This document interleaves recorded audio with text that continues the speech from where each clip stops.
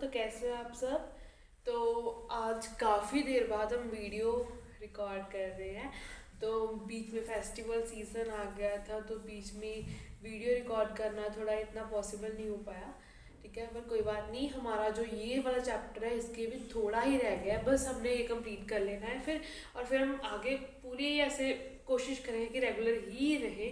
ठीक है, और मैं ये सोच रही थी कि एक सिस्टम बनाएंगे जहाँ पर बता दिया जाएगा कि रेगुलर चाहे ना आए, एक एक दिन छोड़कर वीडियो जरूर आए, कि ऐसा मैं सोचती हूँ हमेशा।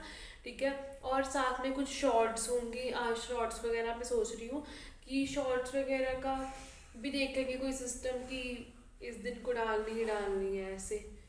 तो ठीक है, तो आज हमें क्या पढ़ना है। तो आज हम एंडोमेम्ब्रेन सिस्टम कंप्लीट करेंगे।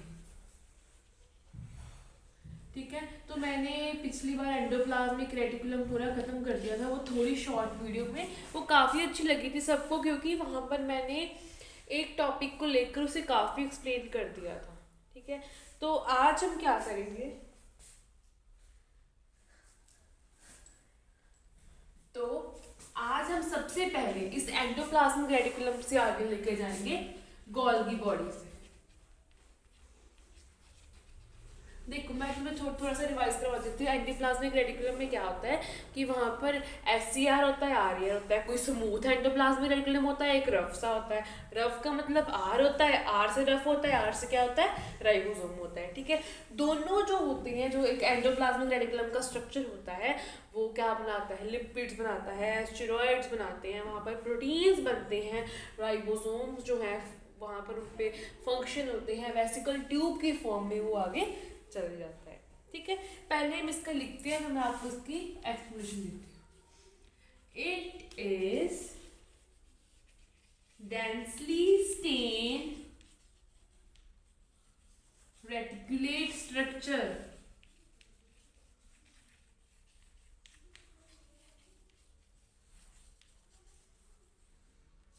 तो ये डेंसली स्टेन्ड रेटिकुलेट स्ट्रक्चर है गोल्गी बॉडीज। ठीक है, विद absence of ribosomes, मतलब राइबोसोम यहाँ पर प्रेजेंट नहीं होते हैं। It will be of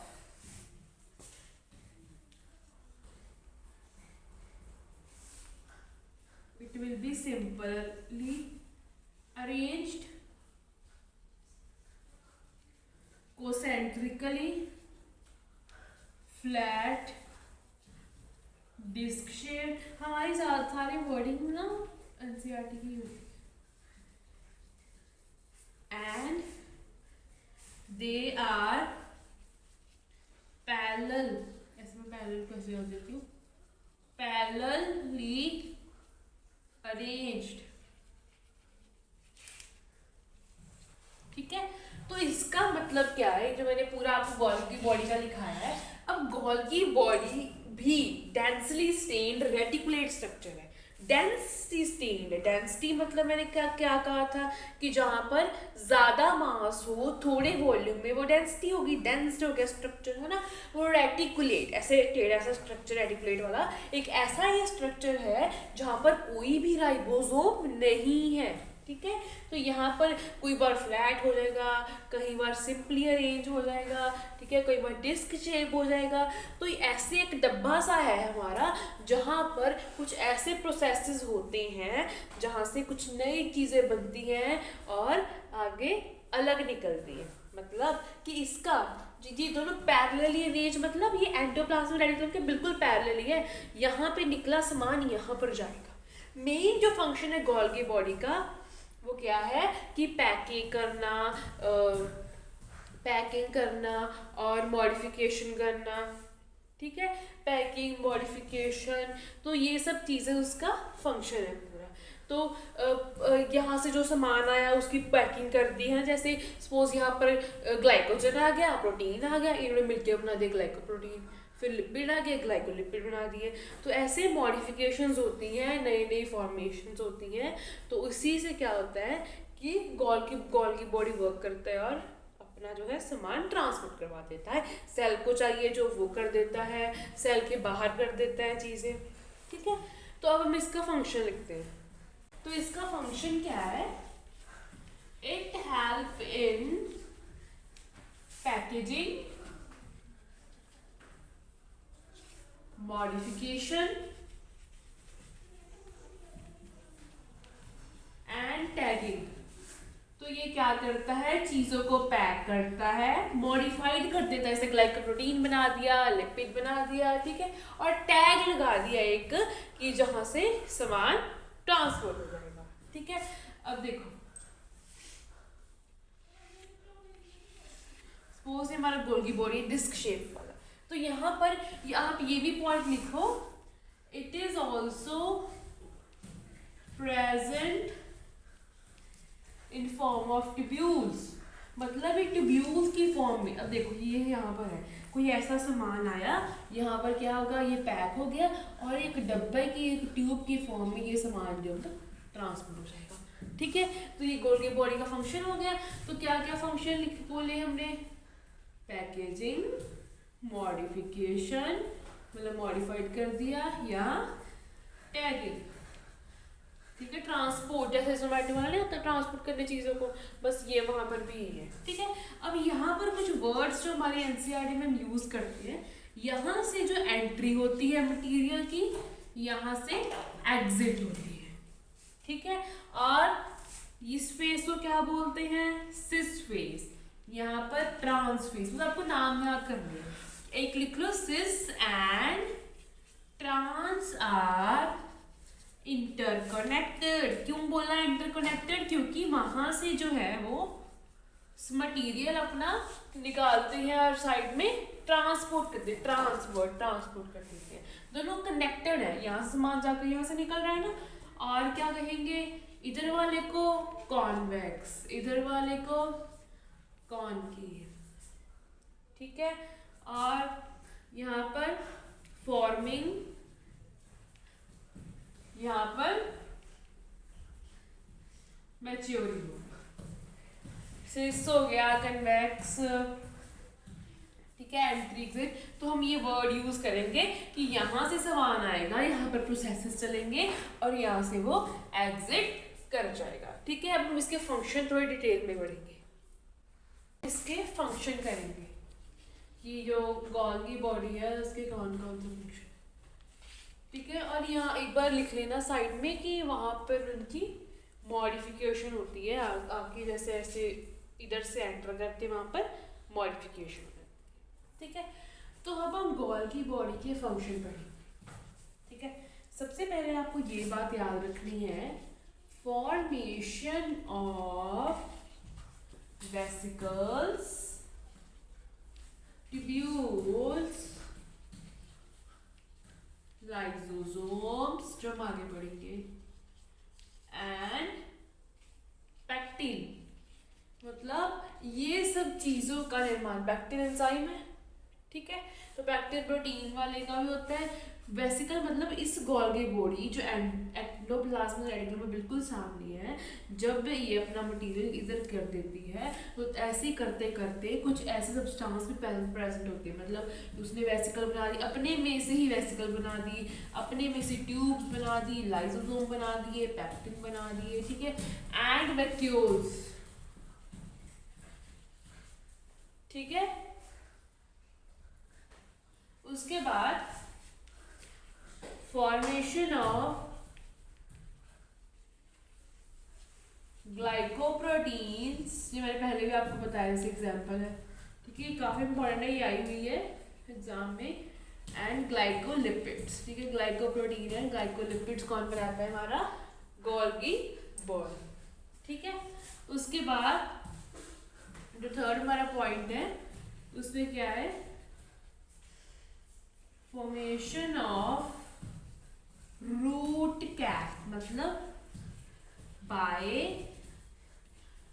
secretion of nuclease, मतलब न्यूक्लियेज जो है, जो एक कह लो ना एक न्यूक्लियस सब्सटेंस है, जैसे निकलता है वहां से, तो रूट कैप की जो हमारी फॉर्मेशन होती है वहां से, ठीक है, ग्लाइकोप्रोटीन्स बन गए, ग्लाइकोलिपिड्स बन गए, फॉर्मेशंस होगी प्रॉपर, रूट कैप की बन गई हमारी। ठीक है, और हमारा जो लास्ट पॉइंट है वो है मॉडिफिकेशन ऑफ स्पर्म। ठीक है, ऊपर उसकी कौन सी लेयर, एक्रोसोम। ठीक है, अब देखो यहाँ पर अगर ये डायग्राम में बनाती हूँ, ठीक है, तो यहाँ पर कुछ ऐसे एसिड्स होंगे जहाँ पर इसे मतलब ये वाले एसिड पहले जो ओवरी को ऊपर जो होंगे, एसिड्स बोल रही हूँ, एंजाइम्स होंगे, तो यहाँ पर उन एंजाइम्स की ब्रेक डाउन होगी पहले। ठीक है, फिर उसके बाद थोड़ा एंटर करेगा ओवा में, बट हमको क्या करना है, इससे जो ऊपर वाले तीन जो है यहाँ पर एक्रोसोम है, उसकी मॉडिफिकेशन किससे होती है, गोल्गी बॉडी में। ये हम 12th में भी पढ़ते हैं। वैसे कौन कौन से एंजाइम होते हैं आप यहाँ पर जान सकते हो, हाइलुरोनिडेज होता है, एक्रोसोम होता है, ट्रिप्सिन होता है। हाइलुरोनिडेज, एक्रोसोम, ट्रिप्सिन तीनों होते हैं, पर ये जो एक्रोसोम होता है वहाँ पर कौन सी मॉडिफिकेशन होती है, गोल्गी बॉडी जो है उसकी मॉडिफिकेशन कर देता है, उसे स्ट्रॉन्ग बना लेता है कि दैट जो पेनिट्रेट करेगा ओवा तो वो जल्दी जल्दी जो है क्रोमोसोम एक्सचेंज कर लेगा। ठीक है, तो अब हम आगे देखते हैं हमारा लाइसोसोम को। लाइसोसोम करने से पहले हम एक प्रोसेस देखेंगे जिसे क्या बोलते हैं, साइटोसिस। ठीक है, साइटोसिस वर्ड से ही पता चल रहा है साइटोप्लाज्म का कोई प्रोसेस है। आइए सब प्रोसेस के लिए आते हैं। ठीक है, जब साइटोप्लाज्म में कुछ वर्किंग हो रही हो, कुछ ऐसी वर्किंग हो रही हो, ठीक है, तो वो क्या होगा, हमारा साइटोसिस। ठीक है, अब साइटोसिस दो तरह के होते हैं। फर्स्ट ऑफ ऑल एक्सोसाइटोसिस, उसके बाद एंडोसाइटोसिस। साइटो वर्ड साइटोप्लाज्म के लिए यूज कर रहे हैं, साइटोप्लाज्म में मतलब सेल में। ठीक है, अब देखो यहाँ पर एंडो, एंडो का मतलब अंदर, वैसे भी लिख देते हैं। ठीक है, एंडो मीन्स एंट्री भी लिख दो कि एंट्री होना। जब इस सेल में किसी चीज की एंट्री होती है, एंडो मतलब अंदर जाना, साइटोवर्ड सेल के लिए सीएस मतलब प्रोसेस। ठीक है, इस प्रोसेस में क्या होगा, इसको क्या बोलेंगे, एंडोसाइटोसिस। उसके बाद जो हमारे एक्सोसाइटोसिस, एक्स वर्ड किसके लिए यूज करते हैं, एक्स पर जैसे एक्स स्टूडेंट, मतलब स्कूल का एक्स स्टूडेंट नहीं, जो बाहर निकल चुका है या पहले था। ठीक है, उस किसके होंगे, बाहर या एग्जिट। ठीक है, तो सेल के बाहर जाना क्या होगा, एक्सोसाइटोसिस। अब एक्सो वर्ड के लिए क्या और हम लिखते हैं, सेल की वॉमिटिंग होना। अब जब एक ह्यूमन वॉमिटिंग करता है तो क्या होता है, उसका जो मटेरियल होता है, सारा फूड होता है, वो रिमूव हो जाता है माउथ के थ्रू। ठीक है, तो वहां पर ऐसे ही हमारा सेल जो एक वॉमिट कर देता है और अंदर आ जाता है, एंट्री किसकी हो जाती है, सेल में। अब दो चीजों की एंट्री हमारे सिलेबस में क्या क्या लिखी हुई है, एक हम बोलते हैं पाइनोसाइटोसिस, मतलब पाइनो का जाना, हम हिंदी बोलते हैं ना पानी, वो पानी वर्ड से पाइनो बना हुआ है, पर हम वैसे हम करेंगे तो फैगोसाइटोसिस, मतलब कोई छोटे छोटे मटेरियल का अंदर जाना, फूड का जाना। तो यहाँ पर लिखो एंट्री ऑफ वाटर, यहाँ पर एंट्री ऑफ फूड। ठीक है, फूड की एंट्री होना फैगोसाइटोसिस, पानी की एंट्री होना पाइनोसाइटोसिस। पी से पानी से याद रखना, पाइनो, फैगो जो रह गया फूड वाला। ठीक है, अब हम करेंगे लाइसोसोम। सबसे पहले पता होना चाहिए लाइसोसोम पढ़ने कैसे। ठीक है, जब मैंने कहा था formation of lysosome, Golgi body में कहा था, तो मतलब उससे ही एक गोल्गी बॉडी से कोई ऐसी वेसिकल जिससे में एंजाइम हो, उसे हम क्या बोलते हैं, लाइजोसोम। एक ऐसी वेसिकल जिसमें एंजाइम्स हो उसे क्या बोलते हैं? लाइजोसोम। ठीक है, इसके बारे में लिखते हैं। They are membrane bound organelles। ठीक है, ये membrane bound organelles है। they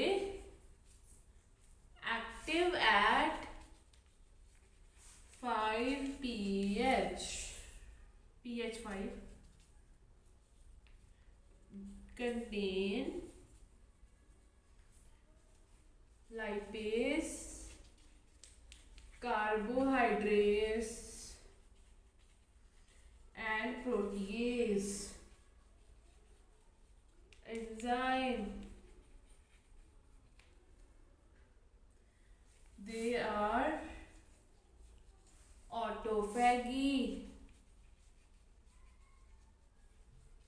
also show polymorphism। सब कुछ बताऊंगी इसमें। ठीक है, और they are present in both plants and animals।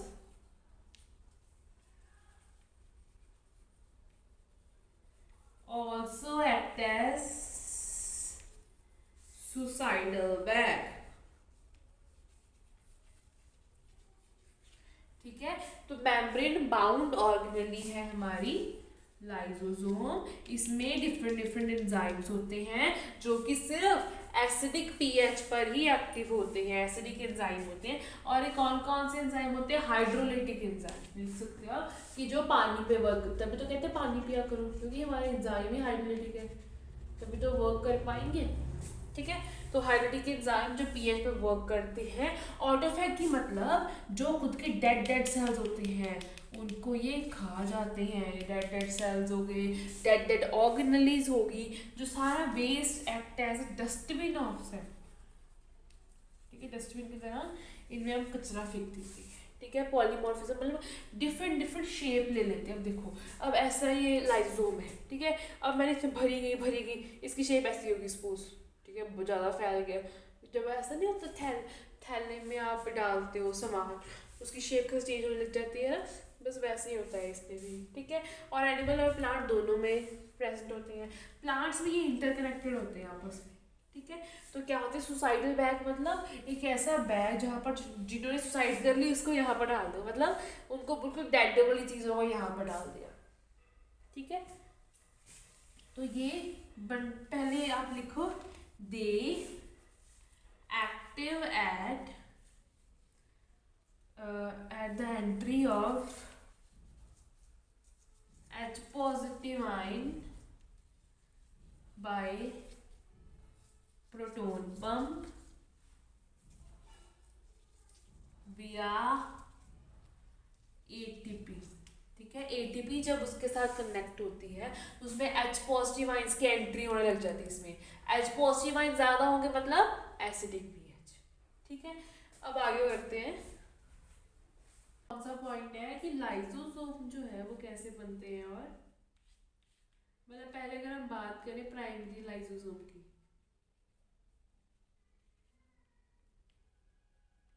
ठीक है, तो प्राइमरी लाइसोसोम जो है वहां पर नो